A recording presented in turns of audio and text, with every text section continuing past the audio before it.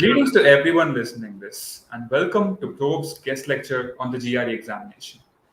We have with us Mr. Arvind Balaji Narayan, overall coordinator of Probe 2020, and currently pursuing his master's in electrical engineering at the University of Pennsylvania with us today.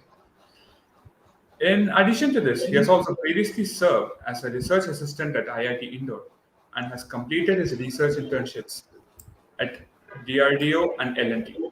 Today, he will be sharing with us his knowledge on the GRE and will be answering questions posed before this session.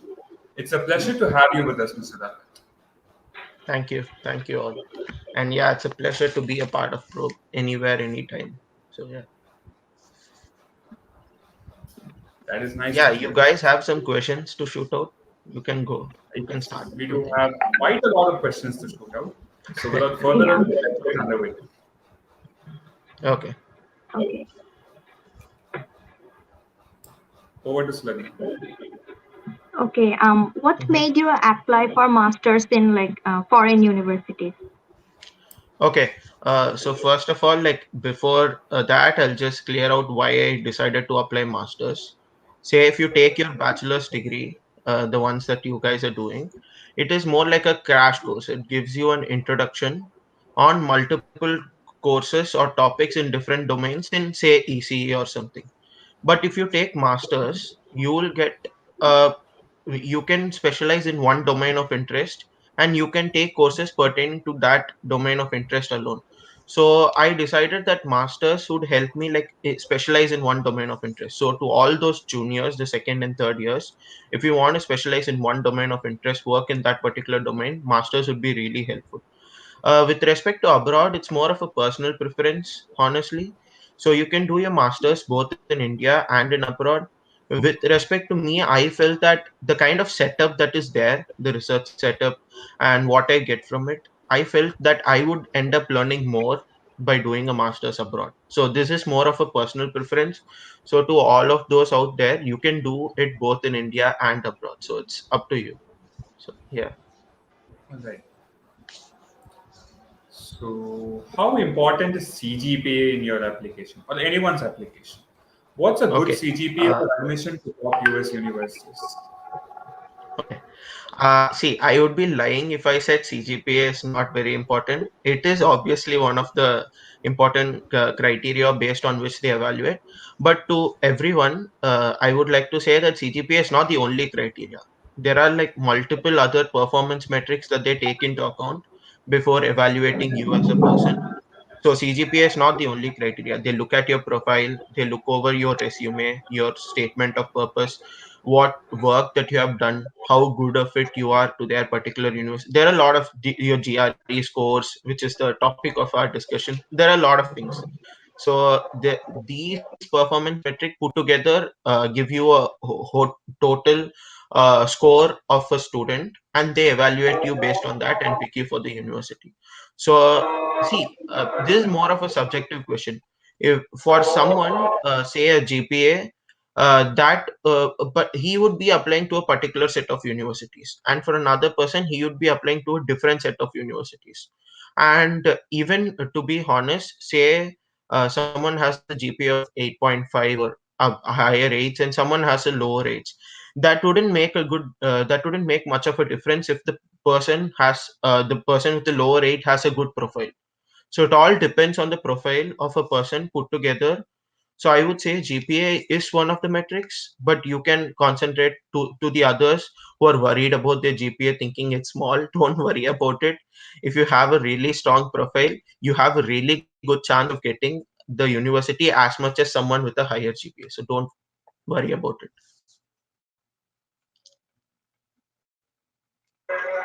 Okay, so there are lots of universities. There are lots of Mhm. universities in the US, right? So how do you determine which university is worth it and which is not?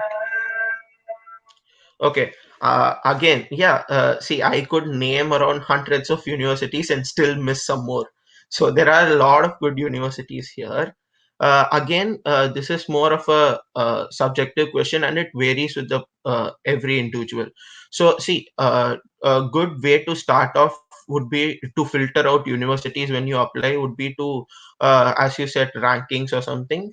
you could look over the rankings and take up the top 50 universities or so for your particular department. And then I would suggest is go over each university, look over their research setup, the kind of professors they have, what you get to learn, whether it's ideal for you working in that particular university, and then shortlist your universities. So because what might be good for me, a university, what I might like in a particular university might be the same reason why you might not prefer that university. So it's more of a personal preference per se, but there are tons of good universities, and with each profile the university list changes. So the set that you can apply to, so there's a lot of, but yeah, in general, if you want me to list out, there are a lot of GATech is good. For electrical engineers as such, there's Georgia Tech is good, UIUC, UPenn, UT Austin, UMich. There are tons of, see, it's like this, the list is never ending. So it totally depends on the person, you, and say, I like a particular university, I want my classes to be small, say for example, but someone might like to have huge classes where they can discuss with a lot of people. So it's more of a personal preference. But yeah, there are lots of good universities, and if there are like, if you end up on shortlisting say 8 to 10 universities, those are the best universities. That's all. Don't worry about anything else. Right. So before we go to the more questions about GRE, Mhm. what made you choose UPenn? Okay. UPenn was one of my top picks. Given my credentials and qualifications, UPenn was definitely one of my top picks. And yeah, it's also an Ivy League school. So I'm pretty happy that I got here and I'm studying here. So that's one thing. If you ask me my experience, it has been a roller coaster of a ride at UPenn. Obviously, I don't want to lie saying that masters is going to be easy or something. It's very work intensive, and the scales to which you learn from your bachelor's to your master's is very huge. So yeah, I did struggle a bit. It will take you a few months to adapt to the whole setup, how it goes and all that, your schedule criterion. In NIT we would have probably been doing our assignments a way more easier, taking it from others. It would have been a whole lot easier job, but in masters you can't do any of that, and the assignments are 100 times much intensive compared to what you do in your bachelor's, wherever in bachelor's as such. So yeah, the experience has been really good. I'm very happy about it. And if you ask me why I chose UPenn, is the kind of research activities that are going here, say in my particular field of interest, electrical engineering, and in my specialization, it's been amazing. So I've had a blast at the labs, the embedded system labs and all that. So it's been a really good ride here at UPenn. But yeah, the first sem was more about me falling down, coming back up, trying to get hold of how the entire setup goes. So yeah, it was a really good journey. Okay, about GRE Prep, what is Mhm. considered a good GRE score by most top universities? Okay. If you ask me a GRE score, I would say that anything above 320 out of 340. So the GRE is out of 340, and there are two sections, the verbal and the quant. So if you take that, anything above 320 is a healthy score. For almost most of the universities, say for 90% of the universities, anything above 320 is a very good score. GRE is more like a basic criteria based on which they decide whether they would further view your application. Say, if, I mean, if you guys know about the placements or are sitting for the placements to the juniors, they would have a GPA criteria, right? Some students above 8 can sit for this university. GRE is something like that. So if every university, and again this varies from each university to again. So generally, most universities in their website give you a GRE score out of 170 for each section that they want. That will be the minimum criteria. So someone below that, they might not view your application. the chances of them seeing your entire application would be less, something like that. So generally most universities have a quant score somewhere 165 or more, and a verbal score of 150 or more. So somewhere around 315 or more is a good score, but 320 is always safe in all cases. So I would say 320 is a good score.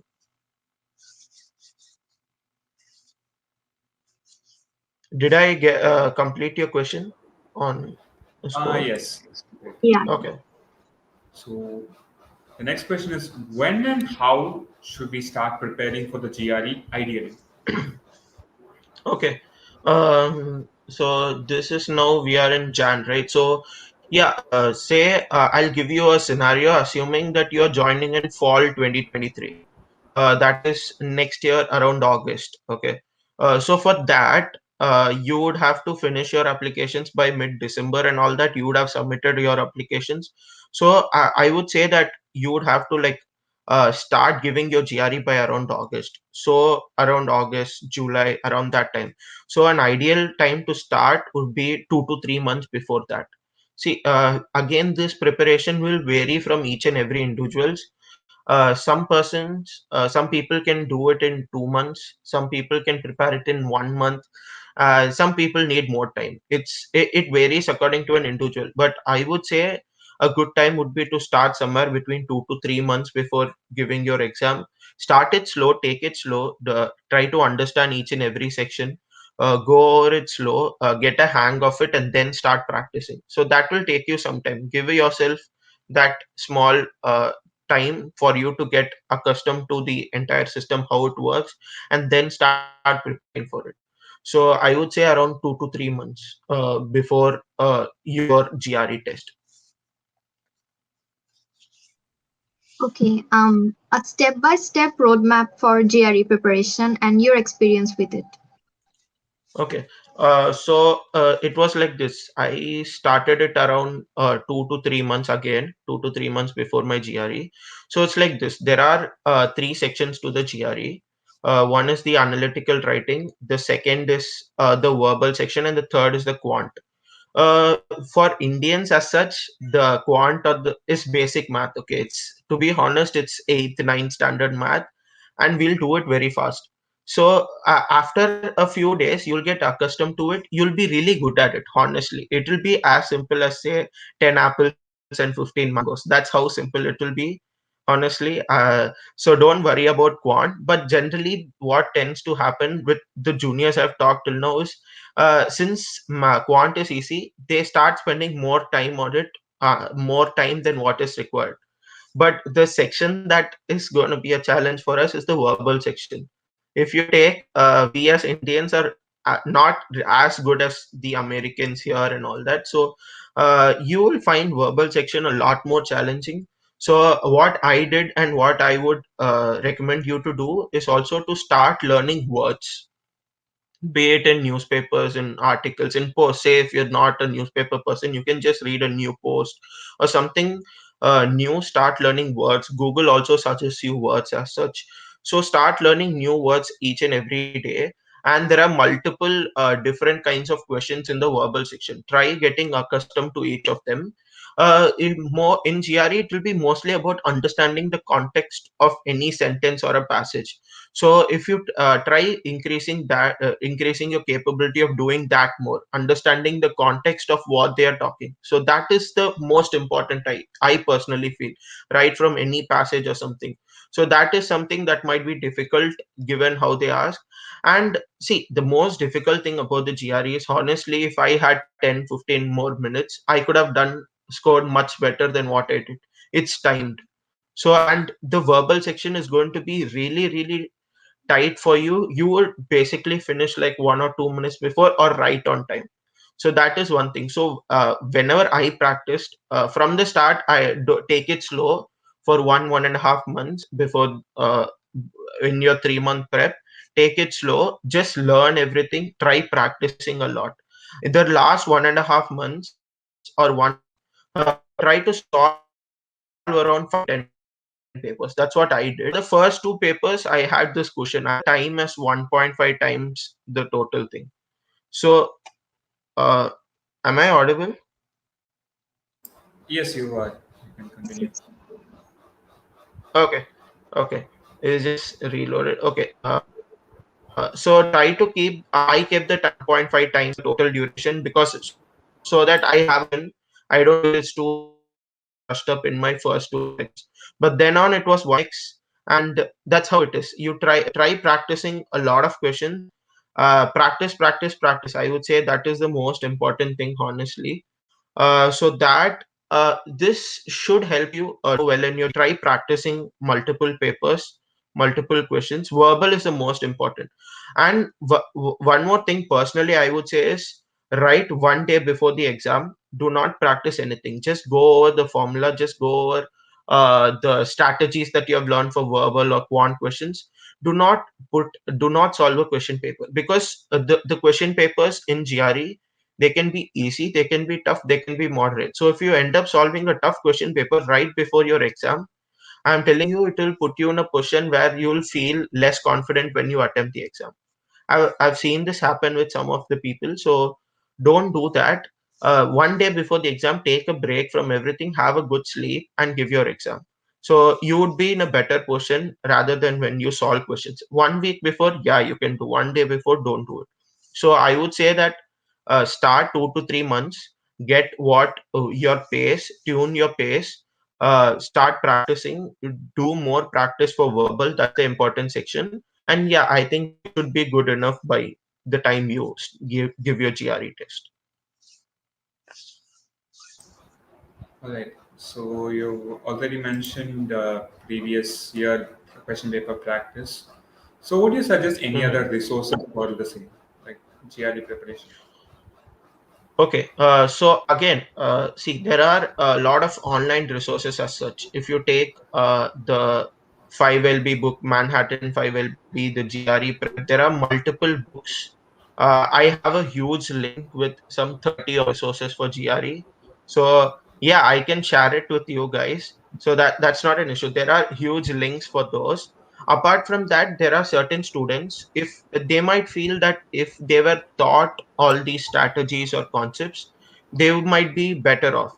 So for those students, there are multiple courses, online courses that you can take, or even otherwise, there are these organizations like Princeton Review, GRE Edge, and all the other things, where they like sort of take like classes. So see, I mean, it changes from every individual, right? So the way you learn might be different from the way I learn. So try to find, if you can start much ahead, you can try to find what might be like a good way that you learn GRE. Say start about 6 months ahead, get an idea of it. And if you feel that you need someone teaching you all these strategies, someone forcing you, because say in that particular setup where you're attending a class or something, you might be motivated to actually learn. Because if you start it on your own, you might just lose track of your flow and how your preparation techniques. So for some people that might be better. So you can join Princeton Reviews, good, I would say. GRE Edge is good. And there's some more, I guess, Manya and all. There are lot good places where they teach you strategies and all that. I mean, it's obviously paid, that is there. But then even otherwise, I have had some juniors who have done the preparation all on their own, with all the resources they have or available from online. Question papers also, you can get it a good amount from online itself. So I would say that it varies. Try to identify what kind of an individual you are, and based on that, you could probably take a course mode, or you can do it on your own. But you can do it on your own if you don't want to spend money. So yeah. All right. General difficulties faced by the students in the exams and how to overcome them. Okay, general difficulties, again, it is going to be the verbal section.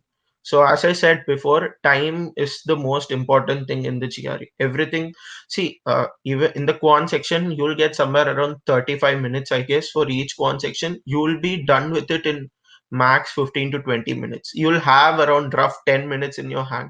But in the verbal section, you won't even have like 5 minutes in your hand. That's the thing.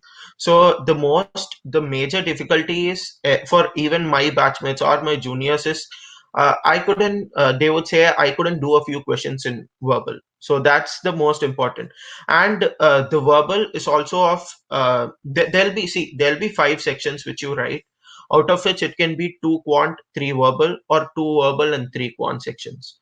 So generally, if there are 3 sections of a particular kind, they generally tend to be easy, medium, and medium of difficulties. And the 2 sections that are there, one will be easy and the other will be really tough. So you have to understand that when you give the exam, if you can see 2 sections of these, and your third section might be more easier. So the most common difficulties that people face is will be in verbal section and timing it up. See, over practice, you will get a good idea of the context that is there, what needs to be prepared. And if you have read over or learned multiple words just by reading them, trying to understand the context in which they're used, you'd be really good at words, I'm telling you. So it'll be really easy. So it's all about managing time. I would say the most common difficulty is managing time. And even I faced that. Even in my exam, it was really tough for me to manage time, because all the other sections will be easy. The verbal section, it will be really tough managing your time and ensuring that you answer all questions. The strategy I would say is, say if you're spending more than a few minutes that you have allocated for that particular question, go on to the next one. And once you're done with everything, if you have 1 or 2 minutes left, see, there's no negative marking for the GRE as such. It's either wrong or zero. I mean, wrong or right, or you don't attempt the question. So don't leave any question unattempted. So that is like one most important thing. Just give some answer to which you feel is the most might be the most apt. And if you have not seen a question, it just happened even in my GRE exam. If you have not seen a question at all, just give a random answer that you do like you used to before in whatever exams you give. So yeah, again, time, as you asked, time is the most biggest difficulty. So managing that is totally up to you, and that will decide your score, honestly. I see. So time management is key, right? Yeah. Uh, so is the GRE mandatory for PG admission for universities in the US, or is it optional due to the pandemic? So SAT is optional because of the pandemic. So is Hmm. GRE similar? Yeah, I saw that quite a few of my juniors and my batchmates were actually applying for this fall. Say that the university said that the GRE score is optional. So again, so it's up to you giving a GRE or not. I would say just give your GRE, finish it off, because I don't know how universities will change with their expectations in a year or two. But then again, if you're done with your GRE, you get a good score, it's valid for 5 years. So why not just get done with it rather than thinking about it later on? Because I mean, you don't know what universities might ask you all of a sudden. So just give your GRE, get done with it. It's going to be there for 5 years, right? So yeah, just don't worry about it. But again, if you don't want to give your GRE, I see a lot of universities saying that you are exempted, or like it's optional to send your GRE scores. So if you're a person, you don't want to send your score, or you don't want to give your GRE, then again, yeah, you need not give it. Just don't give it. But then the some universities might have it, some may not have it. So that you'll have to mail the university or check from their websites. Again, so that might have a hit over the number of universities you can apply, because say you want some university and they've asked your GRE score, but then you have decided not to give your GRE. So that will like play with the list of universities that you're prepared. So I would say the healthy thing would be to give your GRE, get done with it. But again, so if you don't want to give your GRE, then choose universities which don't require GRE source. You are safe. I mean, yeah, I did hear that universities are relieving it because of the whole pandemic situation, and it's a very good thing, because going there, going to the center, you can't give it at home. It's really tough. Going to the center is good. So with all the whole COVID thing going, I feel, yeah, if you're someone looking over the safety aspect, yeah. But then you're just lazy and don't want to give your GRE, just go and give it. That's all. That's what I would say. All right. Let's talk about the other part of the application, like what other things are required. Okay. So if you take your application as such, you will be asked to submit your resume. Resume is sometimes optional in universities, but most universities require you to give a letter of recommendation. So, and generally it's around 3 letters of recommendation per university. Mostly the count is. So I would say that if you're applying to, say, as I said, fall 2023, for which you would be submitting your applications in December, around mid-December and later on. So start talking to your professors. That is going to be, this is one of, I would say, a bit irritating work, because you'll have to talk with your professors, your intern managers and all that. So start with that process roughly around September, October. Just talk with them. So, and don't keep it till the end, because sometimes they might miss it, and it will be a lot of hassle to you right at the end when you're submitting it. So just get done with it. And in most universities, the letter of recommendation, LOR, the professor can just submit it, and that's all. The process is done. You need not wait for anything. So just get done with it. That is one thing. Another most important thing is your statement of purpose. Most universities ask this. It might be in a different wording, say personal statement, academic goal statements, whatever. The different universities have different way of naming it, but the common phrase is statement of purpose. So that basically asks why you want to do masters and why that particular university. So for that, the workaround would be to tell how you got interested into this particular field of interest or program that you're applying to, what you have done in that particular program, and what makes you a good fit. Why do you want to do masters, and what makes you a good fit for their particular university? So that is your statement of purpose. So that is there. And apart from that, it will be your general student details. They'll ask your passport number, I guess, and other all student details, your work experience, where you have worked, your internships, your research works, and other things. Even a project in college you can add if you have done a project, as in you have worked during your college time. Say a paper or something, you worked on it, you can add that as a if you have worked and made significant process, you feel, you can add that. So those are stuffs you can add in your work experience. Then they ask your education details, which starts right from your, I guess, 11th and 12th, and your college. So these will be roughly the details that they want. And yeah, they'll ask the visa type. That is whether you're, for most students, it's the F1 visa. So, I mean, for those who are not aware, you will be taking the F1 visa in most cases. Unless you're, say, dependents, you might go for the J1. But for most students, it will be the F1 visa. So they'll ask questions like these. All these questions are roughly something that you can find and you will know. So once you start the application, and yeah, again, the healthy processes. Most universities have the capability you can view the entire application in one stretch, different sections.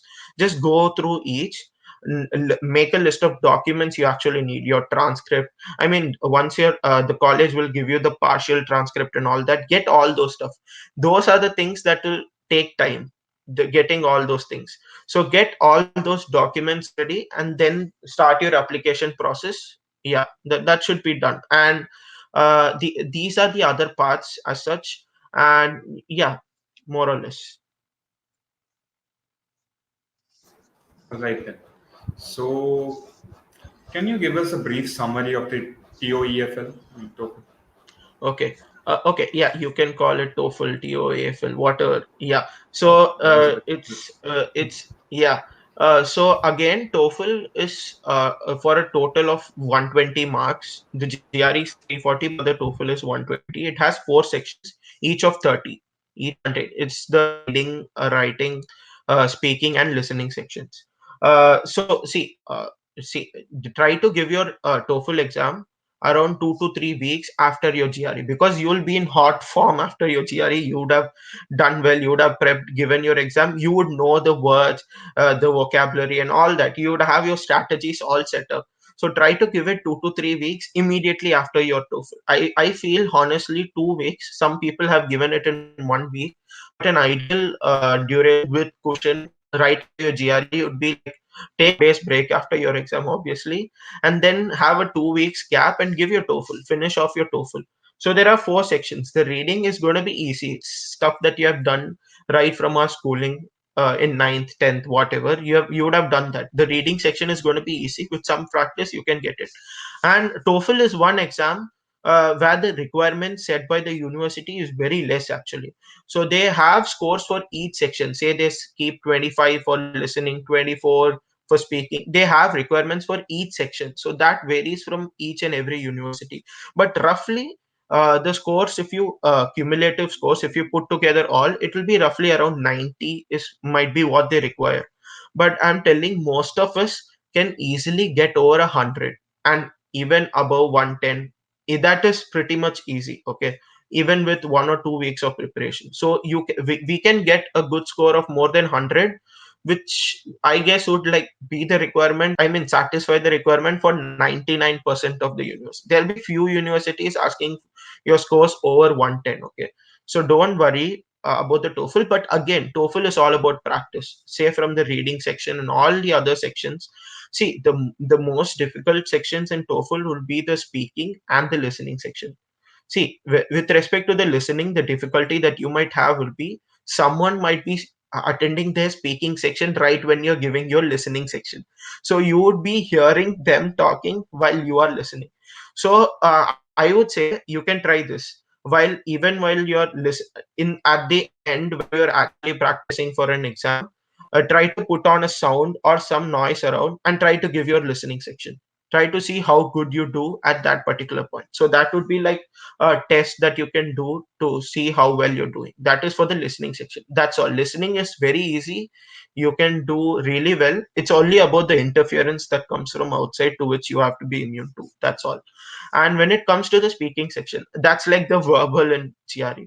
So the speaking section is, we can all talk, we can all do well, but most of us tend to be more people who talk when we are well prepared for a particular talk or something. Say even for a speech or something, if you're well prepared for it, you tend to do well. But if it's right on the spot, you tend to be it tends to get difficult. You start stammering and all that. Again, in the TOEFL exam as well, all the speaking questions will be timed. They'll have 1 minute or 30 seconds and all that, and they'll ask questions about random things. They'll give you a context and you'll have to talk about that and summarize on that. So that's how the questions, and the your maximum effort should be on the speaking section. Try to get a score above 25, because that will help you when you're applying for teaching assistant positions in your university, master's university. Remember that as well. So if you get over 25 or 27, you need not give the test that they require for teaching assistant positions in your master's university. So that's about speaking. Speaking is easy. I mean, you can talk about, but it's about what you talk and how you talk within that particular time. So you will have to be really fast at noting down what you want to talk and then go over talking it. And all you have is that 1 minute and a few seconds before that to talk. So yeah, timing your speaking section is important. I feel that this is like much more detailed summary, not a brief summary. But yeah, this should set you up for TOEFL. Yeah. Okay, about statement of purpose, as you said, it's so Mhm. important. So, how can we write a strong SOP and make it stand out? Okay.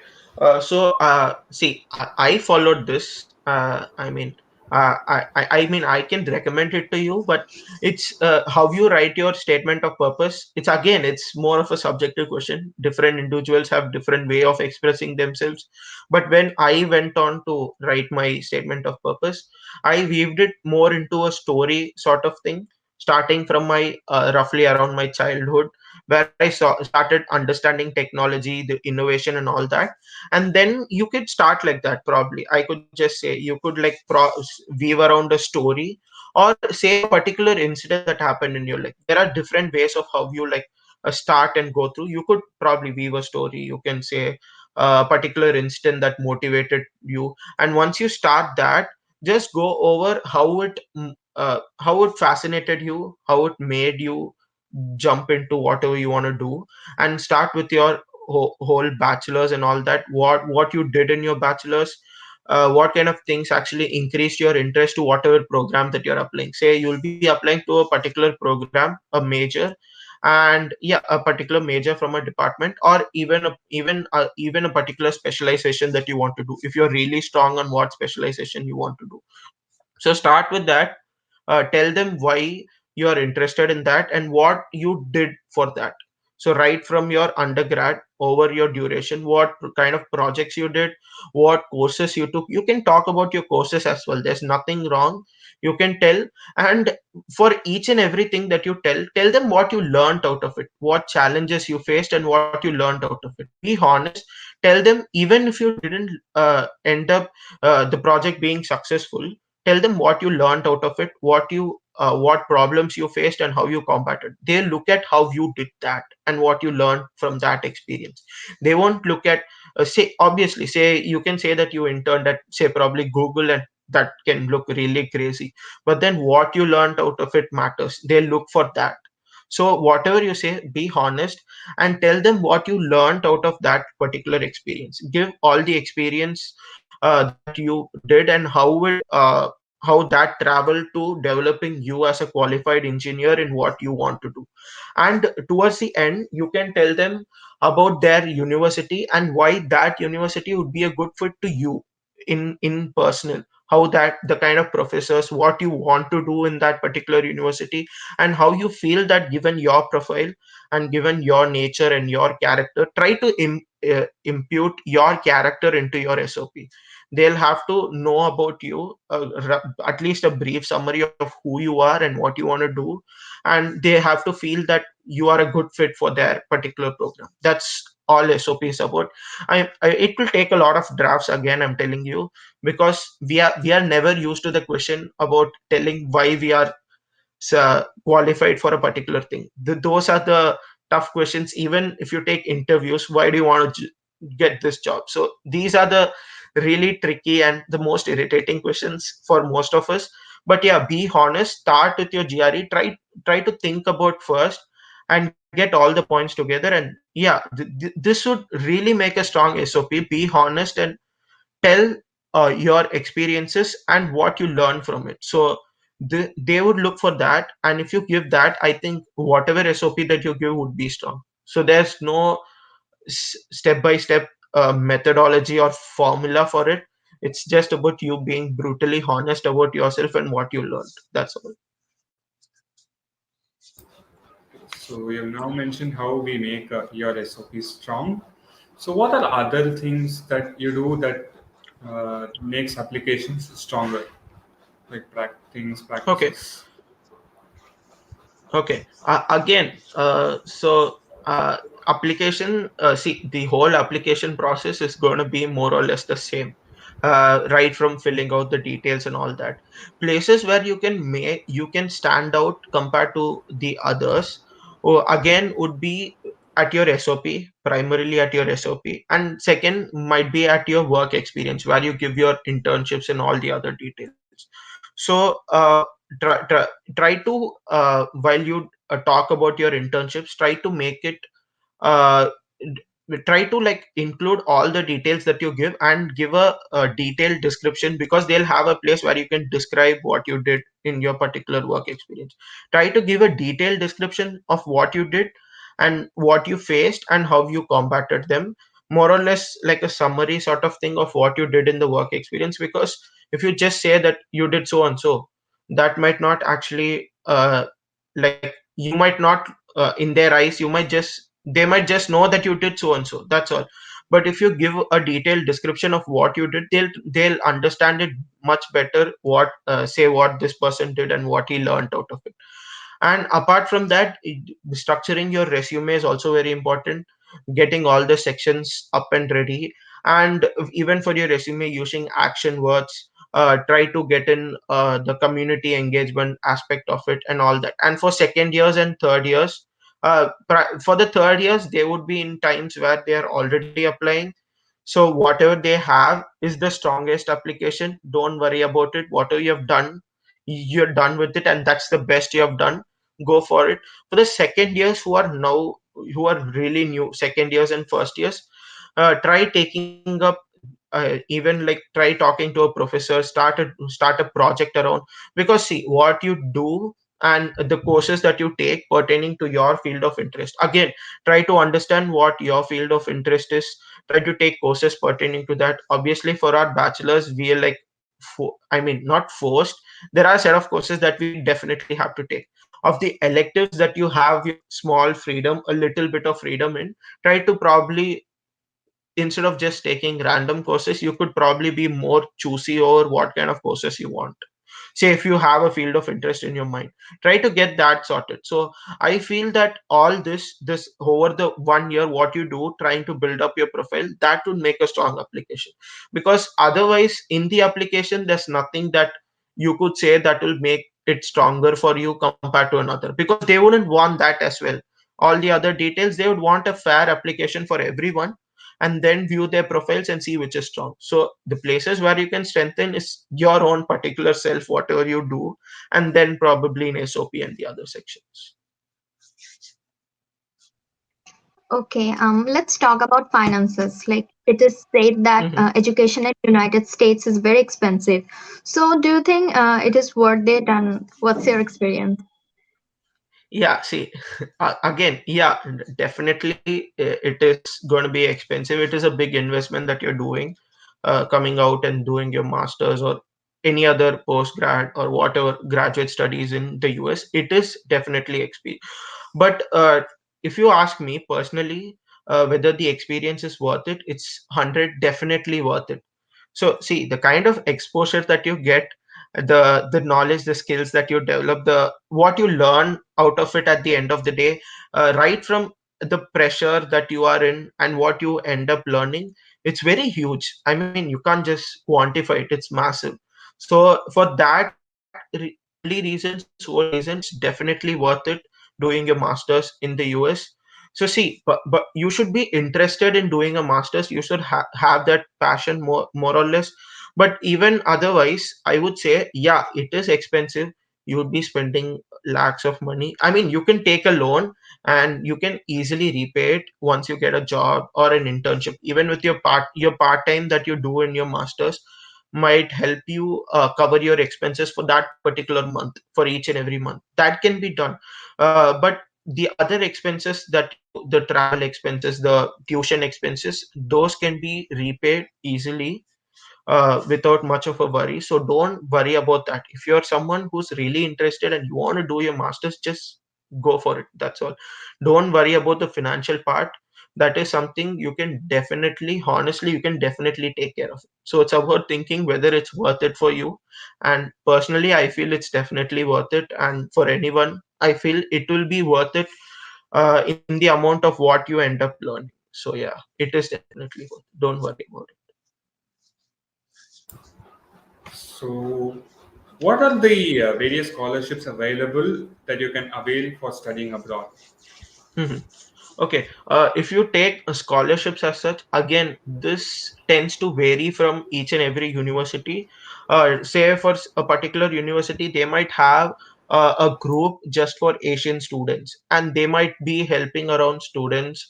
They might be giving scholarships to students based on their performance or based on other difficulties or something that they're facing. So the scholarships can be based on your grades and all that, or based on the kind of individual you are and what you did.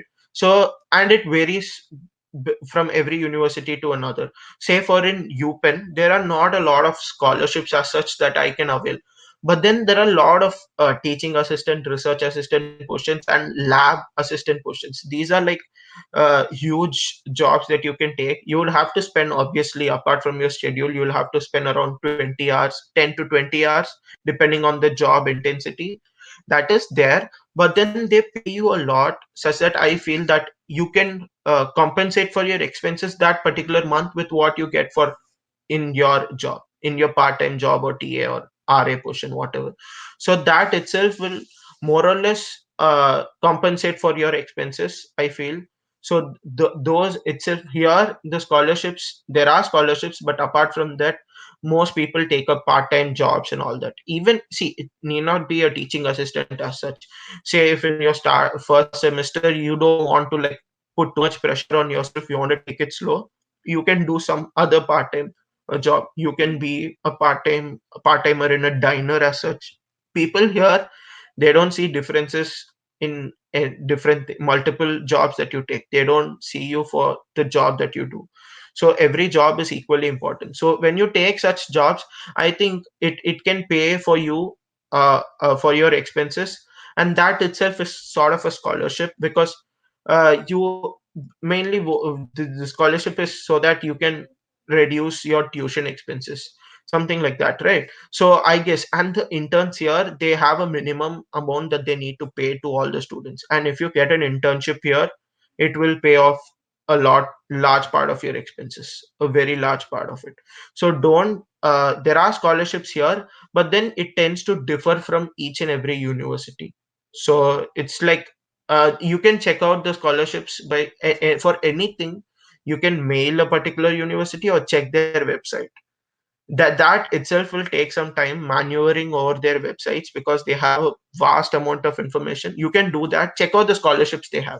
If you're someone who wants to get a scholarship or wants to apply for one, check out the scholarships that you have. But if you ask UPenn, there aren't much scholarships as such, but there are the big crazy positions where you get paid a lot. So those are there. So those end up uh, compensating for whatever expenses. Uh, what about the fee concessions offered by the unis, like universities? Sorry. Yeah. Can you repeat, because the kind of tailed Yeah, off? yeah. What about the fee concessions like offered by the universities? Okay, so there are many universities have this something called financial aid that they give to students. For last year, they gave around $2K for students because of the whole COVID pandemic thing, because of the difficulties we faced. But apart from that, if you are really someone who has financial constraints or financial issues, apart from say the loan or something that you can take, there are financial aid programs that you can apply, and it again, like as he asked, the scholarship, this varies from different universities. Say if generally, but universities have these financial aid programs. All of these universities have financial aid programs, where if you have expenses for your difficulties, for paying your living expenses, the university actually helps you in by giving you financial aid programs. So there are multiple ways by which they help you. So even the universities, they are also interested in you coming and studying here, so they do have financial aid programs and all that. You can avail for one, I think. Yeah.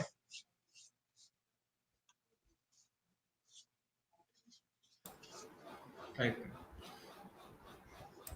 So, what are some things that you feel could have been better, like as far as your GRE preparation, admission in UPenn goes? Okay, could have been better is, I mean, there are a lot of things personally that I could have done better. I mean, see, uh, even your GPA as such, if you take, I felt I could have probably done a much better in how I prepared myself for my application. And if I had the kind of mentoring that I mean, some of you can get, I could have probably started prepping up for my masters much before for it, knowing what to do, the kind of jobs that I could take up, what I need to be as a personal, what qualities I need to have, the kind of work that I need to do to show myself being a much stronger student in what I wanted to do. So it's about this. Say I am interested personally in embedded machine learning and all that. So I could have probably spent more time doing up projects, taking up courses and all that. So because when I took up those electives, that we mostly think are just the 10 electives, right? You mostly tend to take a minor, and those the other 5 courses you just tend to get done with it. That's all. That's how your viewpoint and most of the students viewpoint might be there. So if I had a better idea, I would have probably taken courses more closely related to my masters, because I ended up having to prepare them for my own later on. So that is something I could have done better, honestly. And right from the application wise and all that, say for certain universities, I kind of finished like just a week before or just a few days before. So planning your application process is also very important. I would say an ideal time so that you're not tensed, you just calm and you submit, get it done with, would be 2 weeks before your submission deadline. So that is something that I would recommend for all of you, because I have friends who have done it in the last day. It's like it gets really onto you and it's really tough, and you might miss something that is there. So I personally felt for one of my application in UCST, I kind of like I took it to the last minute, so it was really pressurizing and all that, and you won't give you a good job. So I could have done that better as well. So this is more like a personal question again, so I can answer it with respect to myself. But yeah, generally tend to plan everything right from a year ahead, or at least the 6 months that you actually end up putting your applications. Plan it properly. Again, as I said, for the LOR, plan it properly, because see, teachers tend to forget it. They have like hundreds of students asking LORs. Get the count of LORs that you want ready, plan it properly. Because I had a small difficulty in getting the total. Say I applied to 9 universities, so I need say roughly 27 LORs. So you need to get that count.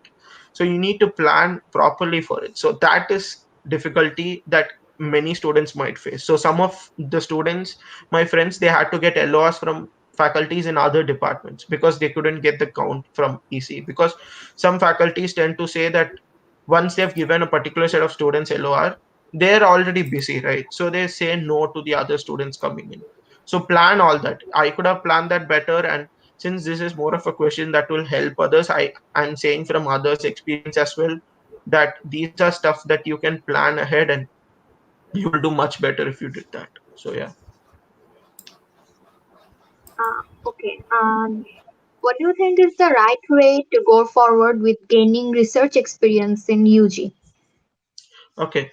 The right way is, say, uh, right in your first year or second year. I mean, these are some of the things I might have not done as such. Again, yeah, I might have done some, but the right way as such, the ideal way would be to like start working under one of the professors in our college itself. Do that right in your first year or second year. Do that, because see, with your professors in our university, you'll be slightly in the comfort zone compared to someone you are working outside some other university or something like that. You might be in a much better comfort zone. So try to do that and try to get an idea on how research work goes right from your masters, or how the kind of how do you do research and what are the challenges that you face. So once you get to know that, try applying for as many research positions or research internships, as you call this research intern or all that. Try to apply as much as that and try to learn more. That's the thing. And try to identify your field of interest. Again, to increase your research experience, start with this. Start by taking up an easy role. Try to understand how it goes, because professors in our college, they are not very strict on time, because if you take up a research experience outside, you'll just have 2 months to do for it. So that it might be time constraint, and if it's your first experience, it might be difficult for you. Try to do something before that. And again, try to take up courses. As I said, try to take up courses that are pertaining to your field of interest. Try to identify that as early as possible. Again, you can identify it in your third year, it's fine, but if you identify it early, you will prepare yourself for that, and you'll take up courses online. Again, online courses are really good. Once you finish a course, try to do at least a small project on it, probably just a hands-on something really small. There are multiple projects. You just Google, there'll be tons of YouTube videos on how to do projects. All this will like really improve your research experience, and you'll know how to do research and what problems you might face. So it's like you try to increase the efficiency of some paper, you will be knowing what kind of difficulties to face. So these are like the rough steps. I mean, all these questions are really subjective, and these are more generalized answers, but then it will change with each person. So yeah, roughly the idea would be to start slow, get comfortable, get accustomed to what how they do research and all that. I mean, again, you can work in companies as well. It's not like a master student should only do a research job in, say, IIT or other NITs. There's nothing like that. You can take up a job internship as well. That's totally fine. Even I did a job internship. I didn't have any issue when it came to my application. It's totally fine, because they'll also because see, once you learn something, you will have to apply it, and you do it apart from your research experience. You'll do it in your internships as well, so that is also there. Don't worry about it. Whatever you have done is probably the best. Try to improve yourself more as an individual.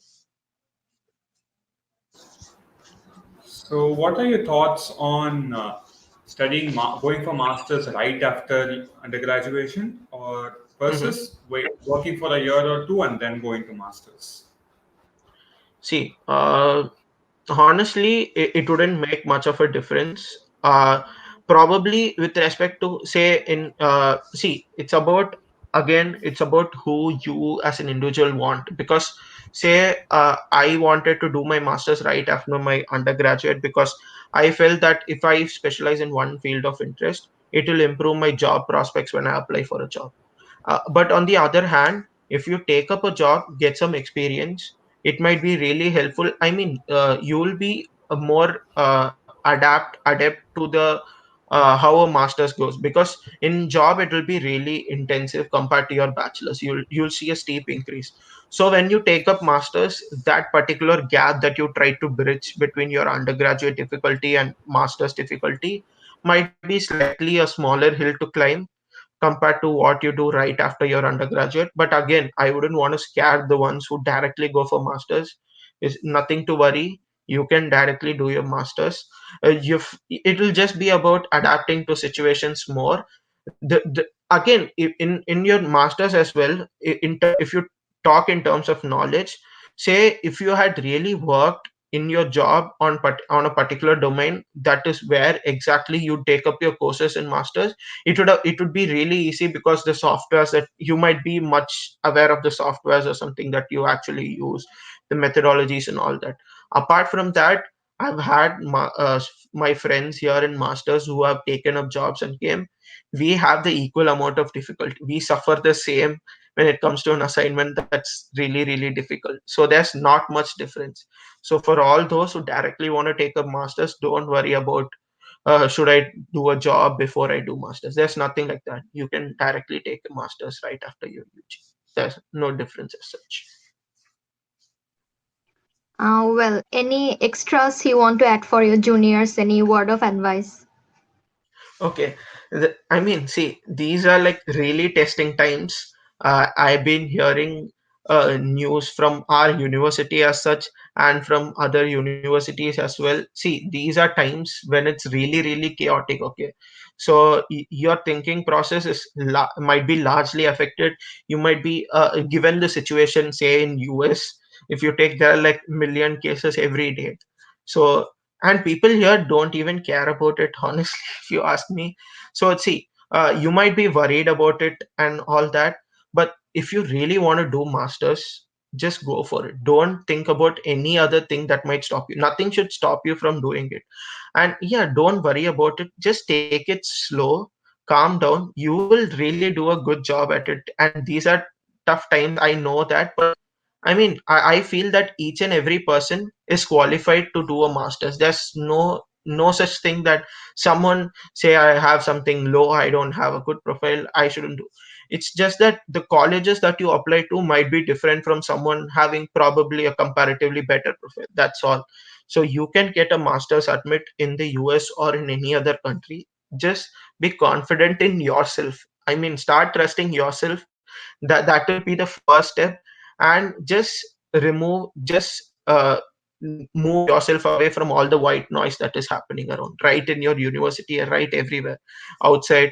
Just be ignorant to that. I feel that this will start setting you up for your master's journey.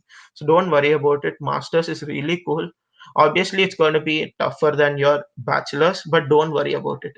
It's anyways somewhere you'll have to climb the hill. You'll have to pass through difficulties that is going to be there. So why not take it now itself? And again, masters, don't think anything about it if you're really interested. Your financial constraints and all those shouldn't stop you. Nothing should stop you. Just go for it, and you'll do your best. And since our topic is on GRE, prepare well on GRE. Do good. You will get good scores. Don't worry about it. Just time it. Timing, as I said, timing is the most important. That's all. Just do well in your GRE. All the best, and yeah, I'll see most of you guys probably next year whenever you apply. All the best for it. Yeah. Thank you so much. Thank Thank you you. so much. That was a Yeah. very Thank you, guys. informative and Thank you. enlightening conversation we had with you. And I'm sure it will be of great And use you to guys were people. wonderful hosts as well. Thank you. Thank you. Thank you. We Yeah. once again thank Mr. Arvind for taking time out of the schedule to be with us today and sharing his wealth of information on studies abroad. This is Rahul and Sulagna signing off, and have a good day. Thank you. Have a good rest of your weekend, guys. Thank you. See you.